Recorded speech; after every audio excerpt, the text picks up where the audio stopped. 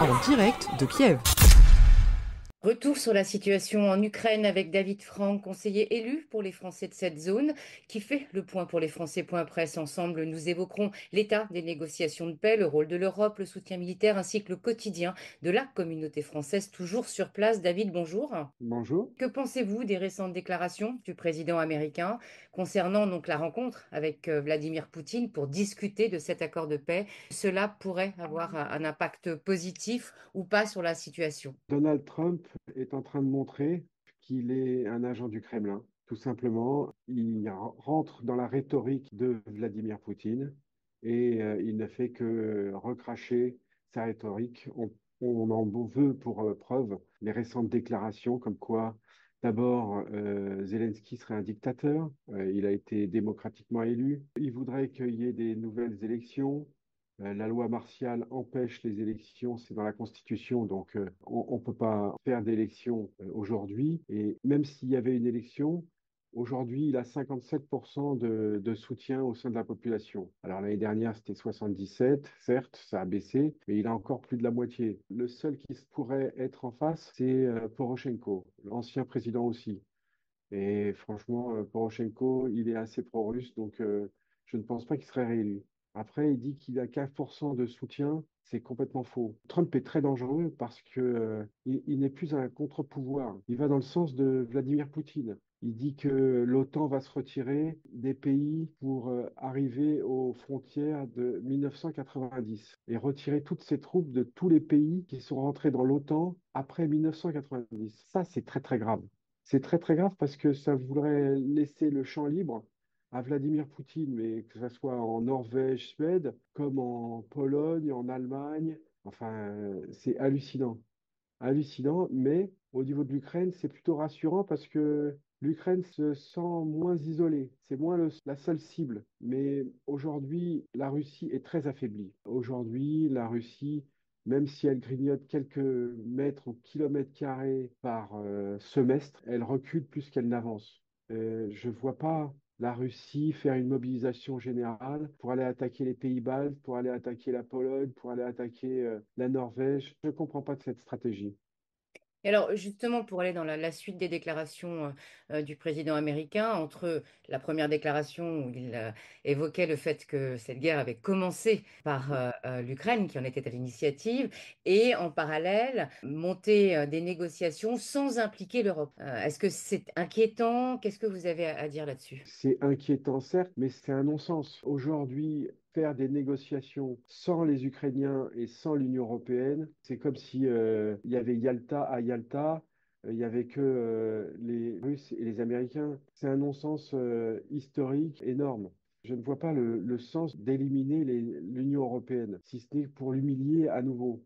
Macron a pris son bâton de pèlerin pour aller faire le tour des pays de l'OTAN. Il va y avoir enfin je l'espère en tout cas, un changement autant pour une défense européenne. Et là, Donald Trump va tout perdre. Justement, est-ce que vous Oui. pensez que cette réaction suite aux déclarations de Donald Trump, est-ce que vous pensez que ça va apporter quelque chose de complémentaire ou de supplémentaire concernant le soutien militaire et en particulier celui de la France? Ah oui, oui, parce que là, en fait, ça va être le réveil de 80 ans de paix relative en Europe. Donc là, en fait, il a montré que l'Europe était vulnérable. Et l'Europe ne peut pas rester vulnérable parce que l'Europe se reposait sur ses lauriers en disant, bon, on a l'OTAN qui nous protège, on risque rien. Aujourd'hui, c'est plus le cas. L'OTAN va disparaître. On a deux pays nucléaires, la Grande-Bretagne et la France, qui vont prendre le lead. Et ça va être de la même façon une nouvelle architecture qui va arriver en Europe pour se défendre nous-mêmes contre toute attaque et toute ingérence. J'ai envie de dire c'est plutôt salutaire parce que pour l'instant, dans l'Europe, dans l'Union européenne en soi, il n'y a pas encore de guerre. Mais l'Ukraine va rentrer dans l'Union européenne, c'est quasi certain. Et l'Ukraine est un atout pour cette nouvelle défense qui va se mettre en place parce que ça fait 3 ans que l'Ukraine se bat. Ils ont l'habitude. C'est pas comme tous les pays de l'OTAN qui n'ont plus l'habitude de se battre.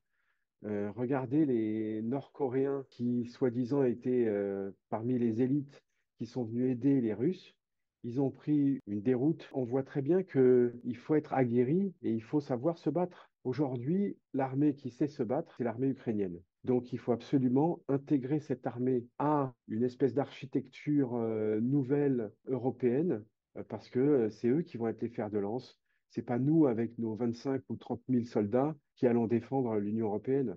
Et vous pensez que ce serait suffisant contre les agressions russes? C'est un bon début, puisque ils arrivent quand même à contenir l'avancée russe. Si vous rajoutez les Polonais qui ont une grosse armée, si vous rajoutez les Norvégiens et les Finlandais, plus les Anglais et les Français, oui, ça commence à faire du monde quand même. Donc là, pour le coup, l'union fait la force. Je pense qu'il faut diviser les tâches des pays.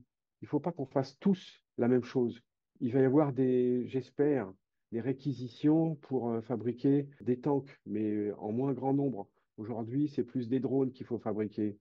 Les technologies nécessaires, c'est plus des technologies de drones, anti-drones, des lasers, un bouclier, des batteries anti-aériennes. Voilà ce qu'il faut. Et ça, les compétences, on les a. Donc, il faut que l'Europe passe en économie de guerre. Donc, d'après vous, on est à un tournant, en fait, là.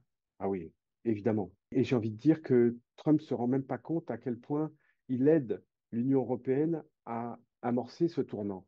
Donc, il l'a Parce que renforcé quelque part. oui, oui, mais le grand perdant, ça va être lui. Le grand perdant, ça va être l'industrie américaine. Le grand perdant, ça va être l'influence américaine en Europe. Et aujourd'hui, il va falloir très vite savoir si on peut compter sur un Viktor Orban ou Robert Fico, ou si on doit les sortir de l'Union européenne. C'est très difficile de bouger à 27, de diriger à 27, de prendre des décisions à 27, c'est très compliqué. Et c'est encore plus compliqué si jamais on a des vilains petits canards à l'intérieur des 27 qui jouent contre leur camp.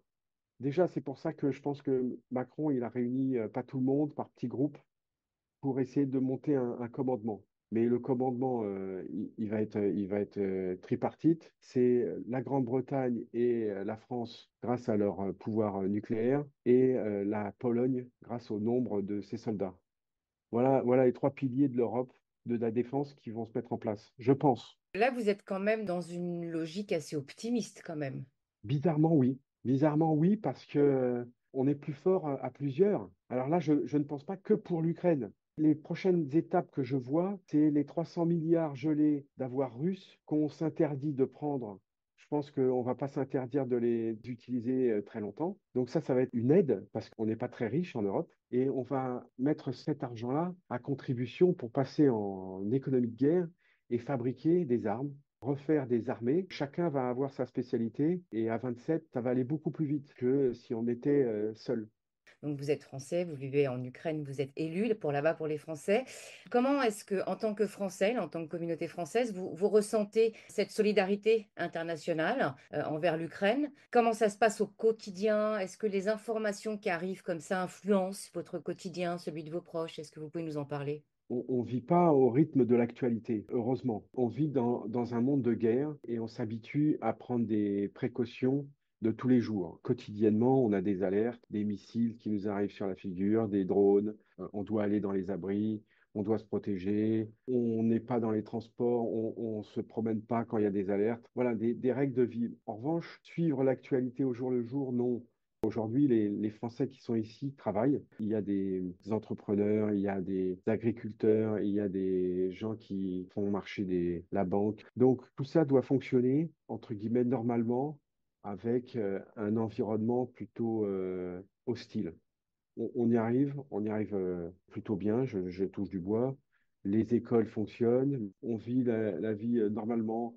En revanche, développer un business aujourd'hui en Ukraine est complexe pour les entreprises françaises. On a à nouveau des blocages par des normes. On a ce qu'on appelle les conseils aux voyageurs qui bloquent les entreprises de venir s'installer en Ukraine. Ça, je suis en train d'essayer de voir comment, grâce à l'ambassadeur, au consul, on peut essayer de trouver un système parce qu'on est les seuls à être bloqués par ce genre de conseils aux voyageurs qui n'ont pas lieu d'être. Les conseils aux voyageurs, si vous allez sur le site du ministère des Affaires étrangères, ce sont des conseils qui n'ont pas été changés depuis 3 ans. Or, la situation a évolué grandement. On vit pas pareil si on est à Odessa, que si on est à Kiev, que si on est à Lviv. Et pour autant, la carte nous montre qu'il faut surtout pas venir. Ça empêche les grandes entreprises d'envoyer leurs collaborateurs pour venir travailler. Pour moi, c'est un problème. C'est un problème franco-français qu'il faut réussir à lever. Donc, il y a une circulaire qui a la signature avec le Premier ministre. On espère que ça aidera. C'est pas du tout que on veut inciter les gens à venir, mais on veut arrêter de les empêcher de venir. La communauté française aujourd'hui en Ukraine est plus importante que, au début de la guerre? Oui, au début de la guerre, on était descendu à 400 Français inscrits sur le registre. Aujourd'hui, on est plus de 750. Oui, ça grandit et il y a des Français qui reviennent avec leurs enfants. Il y a des nouveaux Français à l'école française. Aujourd'hui, on a des professeurs résidents qui vont pouvoir être détachés. Et la vie française continue et oui, on est plus nombreux qu'avant. Merci beaucoup, David Franck. Je rappelle que vous êtes conseiller élu des Français de l'étranger pour l'Ukraine, mais pas que, sur la zone. Merci à vous. Bonne journée. Au revoir.